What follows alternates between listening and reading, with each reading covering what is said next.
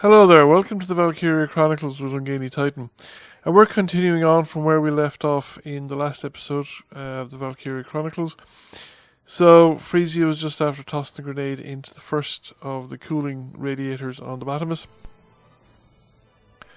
And that indicated they could be destroyed in that fashion, and the idea is that this will lead to structural instability in the Batomys, and then the Edelweiss could deal with it. Now this triggers a scripted kind of conversation where you find out the squads 1 and 3 have been basically got their asses handed to them by Selvaria, who is Valkyria and fighting with the traditional arms and weapons of Valkyria, the lance, the spiral lance and shield. The problem is now that she's on her way and she will come to back up the Batomys, and at that point the tactical situation will become impossible for the Gallian forces. So you've got to deal with the Batomys before she arrives, and you've got to basically remove all 3 cooling towers, and well, we've got one of them gone. Now the thing is that in actual practice in the battle, once you take out the 2nd cooling tower, Selvaria arrives. So you've got to take out the 3rd while she's present on the field, and you've then got to destroy the Batomys.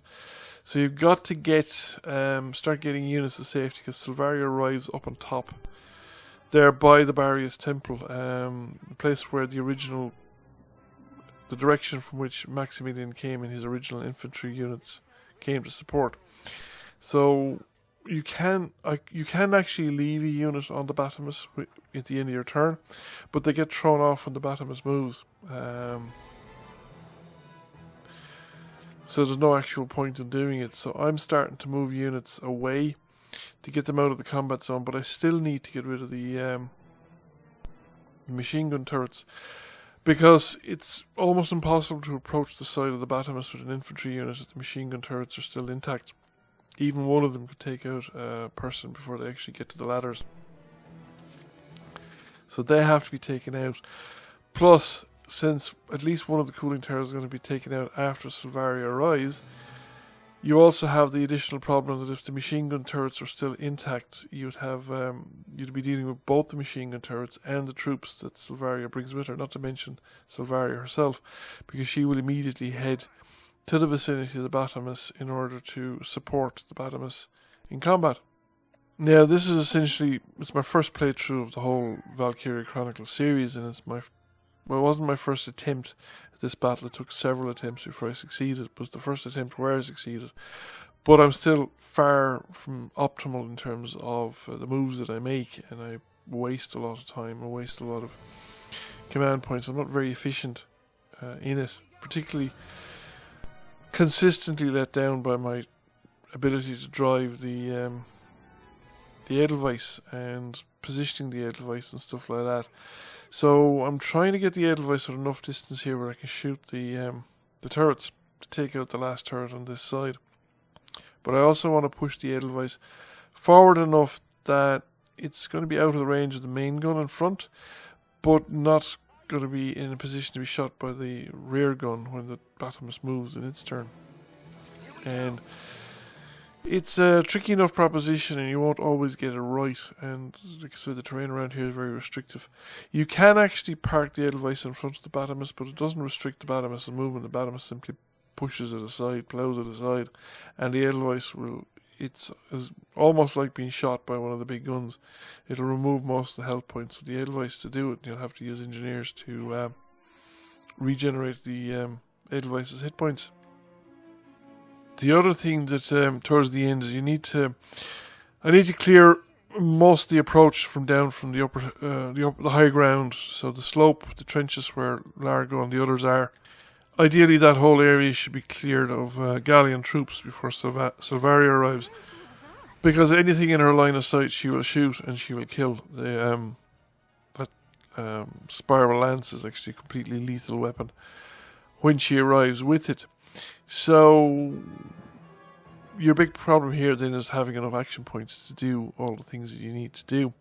And like I said, I turned out to be somewhat inefficient in my use of the action points. I probably had the action points that I needed to do what should have been done, but I wasn't effective sometimes in the use of my action points. Like, in this instance, okay, I use I activate Ramsey to heal herself, which is probably not a bad idea. But I should probably have moved Ramsey to a forward location, out of this trench to somewhere else at the end of the turn, rather than left her here. Because I will need to relocate her. I didn't relocate Yoko. She seems to be far enough.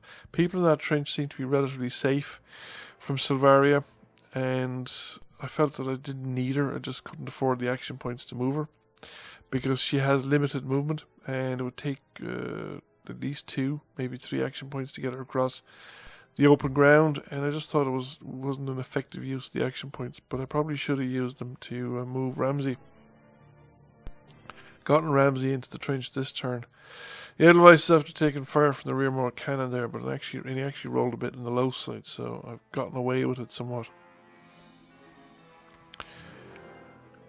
And now I need to get around the other side of the wall, because the Batomys is going to prioritise shooting the wall to clear the way to the next base, and I need to get around to the other side of the wall because I need to start bringing down more walls. I need to make sure that I can't reach the final base, and I could bring down more walls, clear out and prevent the gun from firing, and probably, I suppose potentially you could win the scenario that way.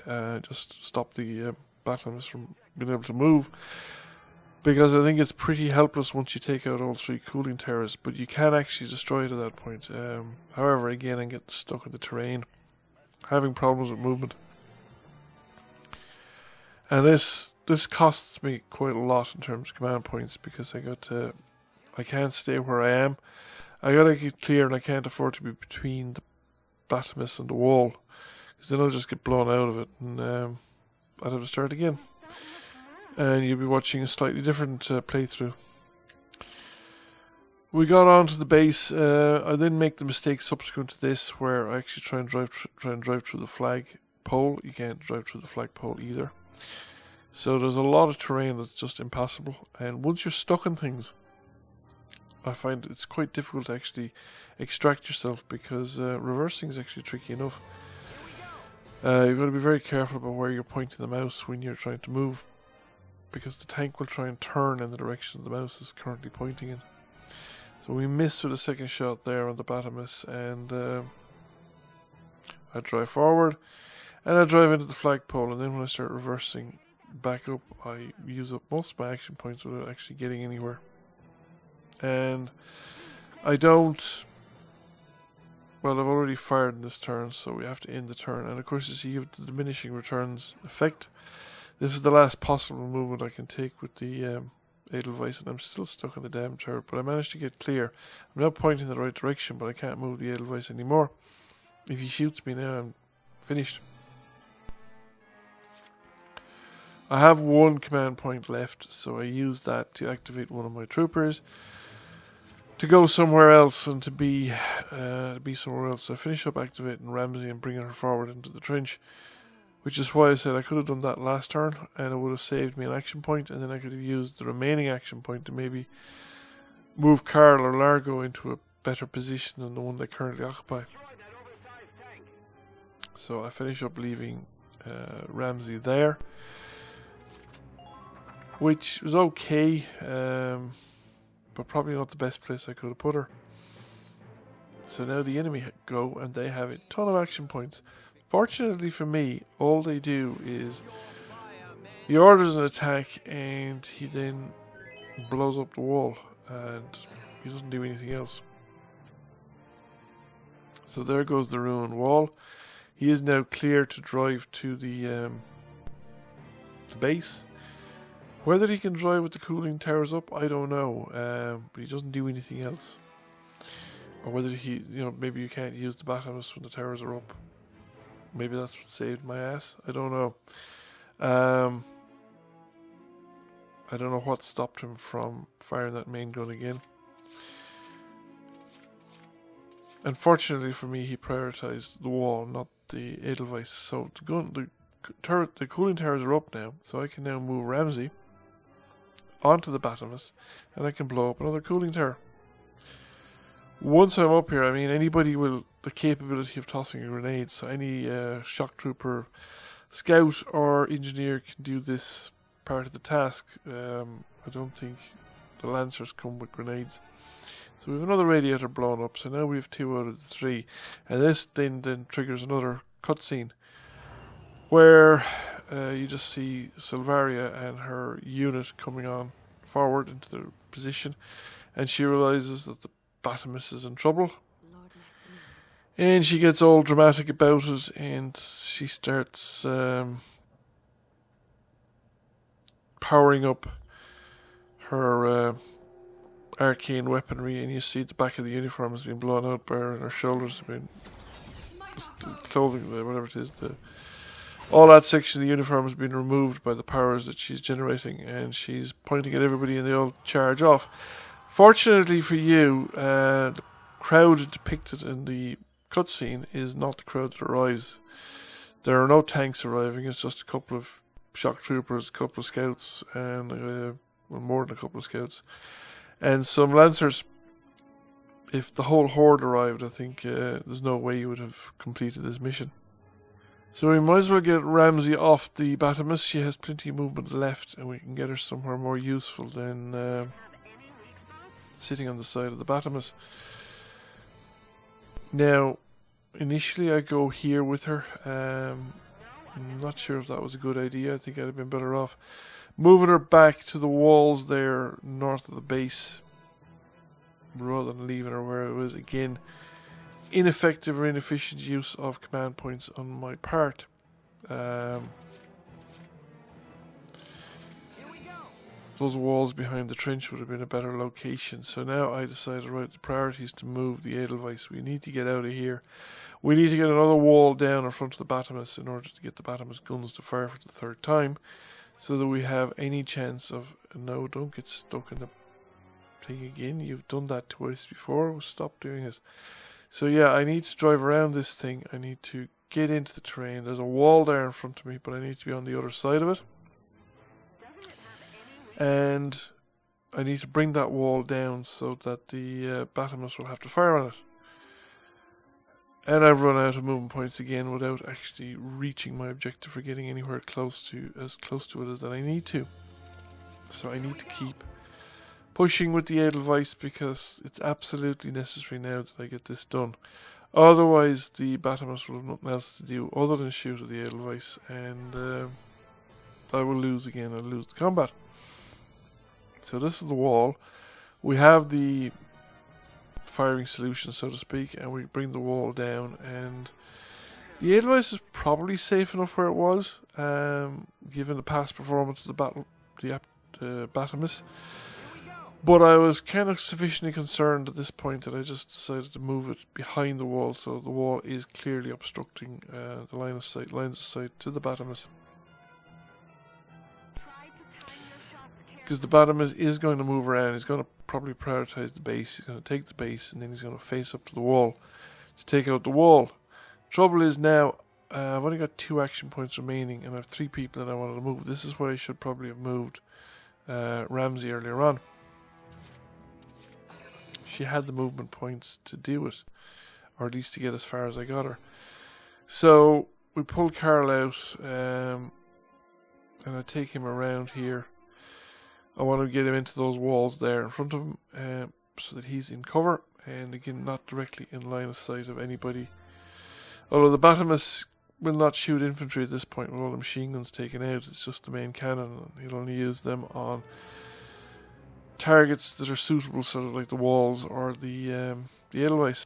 But since I've only got 1 command point left, I'm going to have to move Ramsey. And by moving Ramsey, I basically condemn Largo to die, so to speak. Now, he gets taken out of it, but because he's kind of a plot important character, he doesn't actually die. Normally, if a character that's injured, incapacitated in the game, their position gets overrun by enemy, they'll die. They're essentially finished off, and they'll die, and the enemy, they're no longer on your roster, they're no longer available to be brought on. You can replace them completely, the same as if they were dismissed from the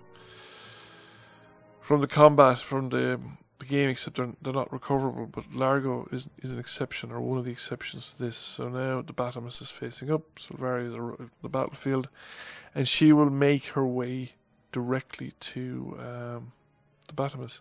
However, at the end of her movement, she will take her attack action because Largo is there. She will shoot him, and there's no surviving an encounter with Selvaria, and there's no point in shooting back at her either because she has the shield, and the shield will block all incoming fire, even tank rounds. Now, the remaining units will then move forward. They'll follow Selvaria down, so Largo's position's been overrun, and he's retreating. So, like I said, instead of being killed outright, he actually retreats, and he remains on the roster and stuff like that, so he will be available in the future. Largo will be seen again. Selvaria moves forward. She will then fire on Yoko's position, but Yoko has enough cover, and I suppose whatever way the lance is aimed, she's not able to. She's hitting the ground in front. I think she's aiming for the center of mass rather than for Yoko's head. So that's why the shots are being fired into the ground. So then you have shock troopers moving forward. They're not close enough for aggro to trigger with Frisia. Although this is a scout. That's Kanzar the Lion. He comes down the slope and he starts shooting at Karl. So Karl's taking fire from him and he returns fire, but Kanzar the Lion dodges that fire. He has an evasion feat, whatever, and he also received fire from Frisia, and he triggered Frisia's aggro, so the second shock trooper coming up will receive fire from Frisia. That's kind of the limit of the shock trooper movement. They don't have a lot of movement. The Lancer will come up, and the Lancers will trigger aggro. They will actually fire at Frisia, but it's lances. They're designed for taking out tanks. They're not very accurate in an infantry role. And similarly, again, the Lancer is going to be a priority target. The two remaining scouts are going to go to the maximum of their movement. They're going to go right down to where Kanzar is. And that's their kind of destination, but they'll receive fire from Frisia. They'll receive fire from Ramsey. Possibly receive fire from Karl. I'm not sure whether he has a line of sight to them or not. And the first one gets taken out. Second one triggers Frisia's aggro, and she gets a few rounds into him, gets a few more rounds into him as he passes closer. And again, he gets fired at from Ramsey and gets fired at again from close range from Ramsey. So the two scouts get taken out. They get taken out easily enough, but Kanzar the Lion and the remaining three troopers are much more difficult. The Lancer comes forward.